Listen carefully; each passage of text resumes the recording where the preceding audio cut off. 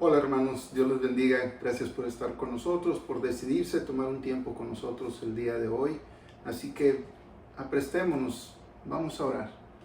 Nuestro buen Dios, Padre Celestial, en este día estamos delante de tu presencia suplicándote que nos llenes de tu gracia y que tu Santo Espíritu, Señor, tome nuestros pensamientos y las intenciones de nuestro corazón y nos cautive y nos lleve a un discernimiento claro de tu palabra, para ponerla por obra y abrazarnos a ella de tal manera que no erremos en nuestro caminar contigo. Te lo pedimos y te lo rogamos en el santo nombre de tu Hijo, nuestro Señor Jesucristo. Amén. Amén, hermanos. Vamos a tomar como base en este día, en el capítulo número 6 del libro 1 de Caminando con Dios, segunda de Timoteo, capítulo 3, versículo 14. Vamos para allá. Segunda de Timoteo, capítulo 3, versículo 14, dice así, démosle lectura. Pero persiste tú en lo que has aprendido y te persuadiste, sabiendo bien de quién has aprendido. Hermano, esta es una exhortación. Persiste en lo que has aprendido. Hasta este momento llevamos 5 lecciones. Es necesario que las tengamos presentes cada vez que avanzamos, para que nuestro caminar con Dios sea un crecimiento progresivo. No debemos olvidarnos de lo que hemos visto, sino debemos estarlo guardando en nuestro corazón. Es ahí donde el Espíritu Santo de Dios nos habla a través del apóstol. Persiste en lo que has aprendido y estás persuadido, sabiendo bien claro de quién has aprendido, de Dios mismo, de su palabra, de la palabra de Dios. En el capítulo 5 de Caminando con Dios, del libro número 1, nos lleva el Espíritu Santo a discernir que los que hemos nacido de Dios, de los que tenemos la simiente de Dios en nuestro corazón y permanece en nosotros, nos guarda y el maligno no nos toca. Recordemos esto. Primera de Juan, capítulo 5, versículo 18. Vamos a Primera de Juan, capítulo 5, versículo 18. Dice así: sabemos que todo aquel que ha nacido de Dios no practica el pecado, pues aquel que fue engendrado por Dios le guarda y el maligno no le toca. Y capítulo 3, versículo 9. Dice así: todo aquel que es nacido de Dios no practica el pecado, porque la simiente de Dios permanece en él y no puede pecar porque es nacido de Dios. Entonces, Dios mismo está en nosotros, con nosotros, para nosotros, tratando con nuestra alma y llevándonos a reflejar su amor y su gracia para con los demás, guiados por el alma, y está guiada por el Espíritu, y nuestro cuerpo obediente al alma. Es por ello que debemos de tener en cuenta de que si somos engendrados por voluntad de Dios, y aquel que es engendrado de Dios está en nosotros, entonces nosotros somos de Él. Vamos a confirmarlo. Vamos ahora al Evangelio de Juan, capítulo 1. ¿Lo tenemos ya todos? Evangelio de Juan, capítulo 1, versículo 13. ¿Lo tenemos ya ahí? Versículo 13, ¿qué dice? Los cuales no son engendrados de sangre, ni de voluntad de carne, ni de voluntad de varón, sino de Dios. Pero vamos a completarlo, está fuera de contexto y no lo podemos aplicar correctamente. Tenemos que ver el contexto. Desde el 12, dice así: mas a todos los que le recibieron, a los que creen en su nombre, les dio potestad de ser hechos hijos de Dios. Y estos, dice, los cuales no son engendrados de sangre, ni de voluntad de carne, ni de voluntad de varón, sino de Dios. Entonces dice, los cuales son engendrados de Dios. Entonces todos aquellos que le recibieron, a los que creen en su nombre, se nos dio potestad de ser hechos hijos de Dios, porque fuimos engendrados de Dios. Amén, hermano. Amén. Por lo tanto, es de esperar entonces que nosotros comprendamos que toda esa maravilla, todo el poder, toda esa gracia, todo amor que está en nosotros y que mora en nuestro corazón, guiando a nuestra alma y nuestra alma dirigiendo a nuestro cuerpo, es entonces que nuestro cuerpo es el envase. Vamos entonces a 1 Corintios, capítulo 3, versículo 16. 1 Corintios, capítulo 3, versículo 16 dice: ¿No sabéis, dice el Espíritu Santo aquí, guiando al escritor sagrado, que sois templos de Dios y que el Espíritu de Dios mora en vosotros? ¿No sabéis? ¿Acaso no sabéis? Nuestro cuerpo es el templo de Dios. Y el Espíritu Santo de Dios mora en cada uno de nosotros. Y es aquí, precisamente aquí, donde se cumple la promesa de Dios. La promesa de Dios donde dice que el que mora en nosotros, mora también en Él. Yo y el Padre somos uno. Y yo estaré en ustedes, dice nuestro Señor Jesucristo, para que sean uno con Él. Vamos a verlo en el Evangelio de Juan también, pero ahora en el capítulo 17. Vamos a Juan, capítulo 17, vamos a leer desde el versículo 14 al 23. ¿Estamos listos, hermanos? Le voy a dar yo lectura. Si tienen sus Biblias, por favor, tómenlas, ábranla ahí en Juan 14, 17 y escuchen. Dice Juan 17, del 14 al 23. Yo les he dado tu palabra, y el mundo los aborreció, porque no son del mundo, como tampoco yo soy del mundo. No ruego que los quites del mundo, sino que los guardes del mal. No son del mundo, como tampoco yo soy del mundo. Santifícalos en tu verdad, tu palabra es verdad. Como tú me enviaste al mundo, así yo los he enviado al mundo. Y por ellos yo me santifico en mí mismo, para que también ellos sean santificados en la verdad. Mas no ruego solamente por estos, sino que también por los que han de creer en mí por la palabra de ellos, para que todos sean uno, como tú, oh Padre, en mí y yo en ti.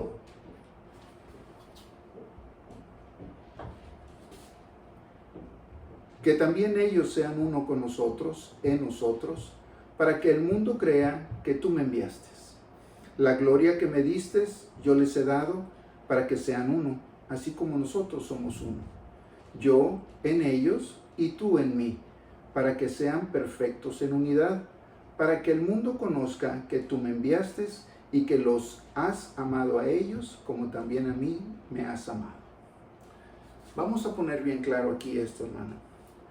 Dice nuestro Señor Jesucristo: así como tú y yo somos uno, y yo en ellos, para que sean perfectos, dice, para que sean perfectos en unidad. Dice el versículo 23, yo en ellos y tú en mí, para que sean perfectos en unidad, para que el mundo conozca que tú me enviaste y que los has amado a ellos, como también a mí me has amado. Hermano, está claro. ¿Por qué caminamos con Dios los hijos de Dios? Porque Dios mismo está en nosotros y hace su obra en nosotros. Y su obra nos lleva a renunciar a nosotros mismos y que Cristo, que mora en nosotros, ahora se refleje en nuestras acciones y en nuestras expresiones y en nuestras emociones. Cada una de las áreas de nuestras vidas, nuestra vida de pensamientos, nuestra vida de acción, nuestra vida de reacción, nuestra vida de emoción, están ligadas totalmente a las expresiones y enseñanzas que el Espíritu Santo da a nuestra alma. Y nuestra alma, congratulada, abrazada al Santo Espíritu de Dios, nos lleva a entender con claridad que nuestro cuerpo está siendo obediente a ella. Y cada uno de nuestros reflejos y expresiones de nuestro cuerpo es específicamente el mandato del alma que está obedeciendo al Espíritu Santo de Dios. Recordemos siempre esto, que el cuerpo es el esclavo del alma. Y la enseñanza de Dios es a través de su Espíritu hacia nuestra alma, no hacia nuestro cuerpo. Nuestro cuerpo no entiende, no asimila, no discierne las cuestiones espirituales. Es nuestra alma quien lo hace. Es por eso que Dios en Adán, cuando fue creado, lo creó para tener comunión con Él a través de su alma y espíritu. Y lo creó para tener comunión con la creación a través de su cuerpo y sus sentidos. Continuemos, hermano.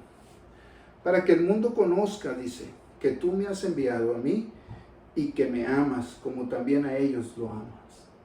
Tú en mí y yo en ellos, para que seamos unos. Uno en unidad, hermano. Pregunta, ¿está usted en comunión con Dios? Común unión con Dios. Eso es lo que significa comunión. ¿Estás en unión con el Padre a través de su Hijo? Y que su Santo Espíritu nos lleva y nos declara que somos sus hijos. Recordemos en Romanos 8, el Espíritu Santo de Dios da testimonio a nuestro espíritu de que somos hijos de Dios. Y no fuimos llenos de espíritu de esclavitud para vivir otra vez en la carne, sino que fuimos llenos del Espíritu Santo de Dios para vivir en el Espíritu y clamar con nuestro corazón y nuestra alma, Abba Padre. Ahorita vamos a llegar a esos términos. No solamente Él está en nosotros, declarando unidad, sino que también vamos a 1 Corintios capítulo 6, versículo 17. Ya lo tenemos ahí. 1 Corintios 6, versículo 17. Dice así: pero el que se une al Señor, un espíritu es con Él. El que se une al Señor, un espíritu es con Él. ¿De qué está hablando? Vamos a leer desde el 15, del versículo 15. Vamos a ponerlo todo en contexto. ¿No sabéis que vuestros cuerpos son miembros de Cristo? ¿Quitaré pues los miembros de Cristo y los haré miembros de una ramera? De ningún modo. ¿O no sabéis que el que se une con una ramera es un cuerpo con ella? Porque dice, los dos serán una sola carne. Pero el que se une al Señor, un espíritu es con Él. Entonces, si Dios está en mí, yo no soy carne y espíritu con Él, no. Un espíritu soy con Él. Es ahí donde nos declara que Dios está en comunión con nosotros y nosotros en común unión con Él a través de su Santo Espíritu y nuestro espíritu y el alma. ¿Qué más declaración podemos tener con ello? Continuemos. Y no solamente Él está en nosotros, sino que nosotros, dice, estamos con Él. Confirmémoslo. Juan 14:6 dice nuestro Señor Jesucristo: yo soy el camino, estamos en el camino. Yo soy la verdad, estamos en la verdad. Yo soy la vida, estamos en la vida. Y como dice Isaías 35, en el camino de santidad, donde por más torpe que seamos, jamás nos extraviaremos, y en donde nadie que no sea engendrado por Dios estará ahí. Nadie que no es engendrado por Dios estará en ese lugar tan particular y tan especial que es el camino, nuestro Señor Jesucristo.